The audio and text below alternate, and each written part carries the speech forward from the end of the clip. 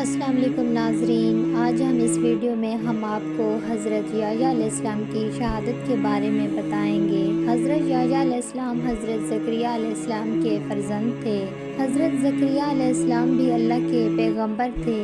اولاد نہ ہونے کی وجہ سے حضرت زکریا علیہ السلام بہت پریشان رہتے تھے۔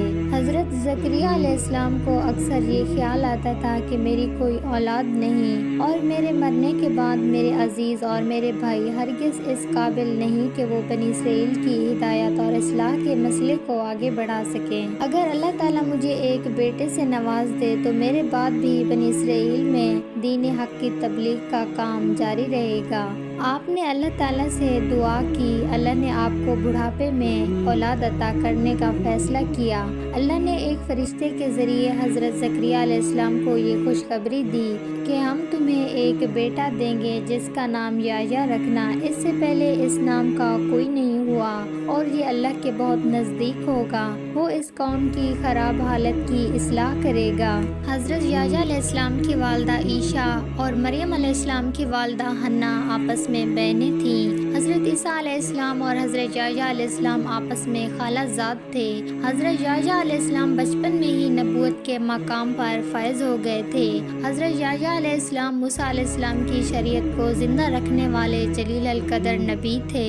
اس زمانے میں اللہ نے اپنے پیغمبر حضرت عیسیٰ علیہ السلام کو مبعوث فرمایا، لہٰذا آپ ان پر ایمان لے آئے اور آپ حضرت عیسیٰ علیہ السلام کی نبوت کو تسلیم اور تصدیق کرنے والے سب سے پہلے شخص تھے۔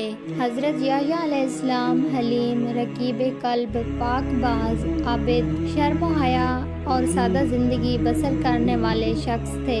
غذا بقدر ضرورت کھاتے، لباس اتنا ہی پہنتے جس سے صرف ستر پوشی ہو سکے۔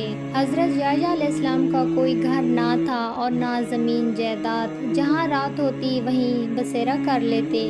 حضرت ابن عباس سے روایت ہے، رسول پاک صلی اللہ علیہ وآلہ وسلم نے فرمایا کہ اولاد آدم میں سے ایسا کوئی نہیں جس سے گناہ سرزد نہ ہوا ہو سوائے حضرت یحییٰ علیہ السلام کے۔ اللہ نے حضرت یحییٰ علیہ السلام کو 5 باتوں کا حکم فرمایا کہ ان پر عمل کرو اور بنی اسرائیل کو بھی عمل کرنے کا حکم دو، لہٰذا انہوں نے بنی اسرائیل کو بیت المقدس میں جمع کیا اور فرمایا، اللہ نے مجھے 5 باتوں کا حکم دیا ہے، اللہ کے سوا کسی کی عبادت نہ کرو اور نہ ہی اللہ کے ساتھ کسی کو شریک کرو، میں تمہیں نماز کا حکم دیتا ہوں اور میں تمہیں روزہ رکھنے کا حکم دیتا ہوں اور میں تمہیں صدقہ کرنے کا حکم دیتا ہوں اور کثرت سے اللہ کا ذکر کرتے رہا کرو۔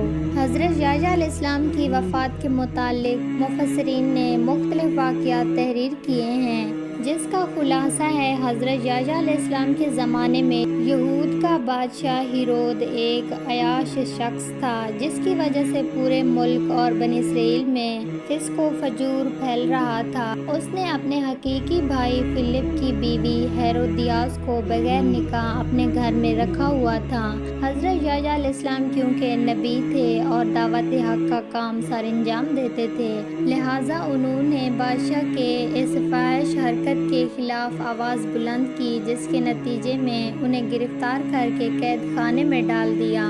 بادشاہ نے حضرت یحییٰ علیہ السلام کو قید تو کر دیا، لیکن وہ ان سے ڈرتا بھی تھا۔ وہ جانتا تھا کہ آپ اللہ کے سچے نبی اور نیک انسان ہیں، لیکن بادشاہ کی داشتہ ہیرودیاس حضرت یحییٰ علیہ السلام کی تعلیمات کو اپنے اور اپنی جیسی دوسری بدکار عورتوں کے لیے بہت بڑا خطرہ سمجھتی تھی، لہٰذا وہ آپ کی جان کی دشمن ہو گئی۔ اسی دوران بادشاہ کی سالگرہ کے موقع پر محل میں موسیقی کی محفل جمی، جس میں ہیرودیاس کی جوان بیٹی نے بادشاہ کو اپنے جال میں پھنسا لیا۔ بادشاہ نے خوش ہو کر اس سے کہا کہ کیا مانگتی ہو؟ بیٹی نے اپنی ماں سے مشورہ کیا تو وہ پہلے ہی اس موقع کی طاق میں تھی، لہٰذا اس نے بیٹی سے کہا، بادشاہ سے حضرت یحییٰ علیہ السلام کا سر مانگ۔ بیٹی نے بادشاہ کے سامنے ادب سے سر جھکا کر عرض کیا، اے بادشاہ سلامت، مجھے یحییٰ علیہ السلام کا سر تھال میں رکھ کر منگوا دیجیے۔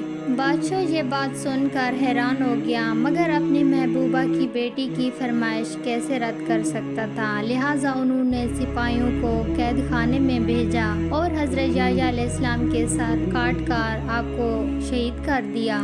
روایت میں آتا ہے حضرت یحییٰ علیہ السلام کی شہادت پر آسمان سے خون کی بارش ہوئی اور سورج کا رنگ سرخ ہو گیا، اور جب آپ کے کٹے ہوئے سر سے خون گرا تو وہ زمین پر جوش مارنے لگا۔ لوگوں نے اس خون کو بہت دبایا اور صاف کیا، لیکن وہ خون کے قطرے اسی طرح جوش مار رہے تھے، یہاں تک کہ اللہ نے بنی اسرائیل پر ایک سخت عذاب کا فیصلہ کر دیا۔ اس وقت روم کا سیزر البریس تھا، وہ ہاروت سے ناراض ہو گیا۔ اس نے اپنے بھتیجے اینٹیپا کو اس کی سلطنت پر حملہ کرنے کے لیے بھیجا۔ وہ ایک خونخوار فوج لے کر یہود پر حملہ آور ہوا۔ بادشاہ کے لشکر نے قسم کھائی کہ جب تک یحییٰ علیہ السلام کا خون جوش مارتا رہے گا، ہم یہودیوں کو قتل کرتے رہیں گے۔ ہزاروں یہودی قتل کیے گئے۔ اینٹیپا نے ہیرود کو شکست دے دی۔ انجیل میں ان رومی افواج کو خدا کا لشکر قرار دیا گیا ہے۔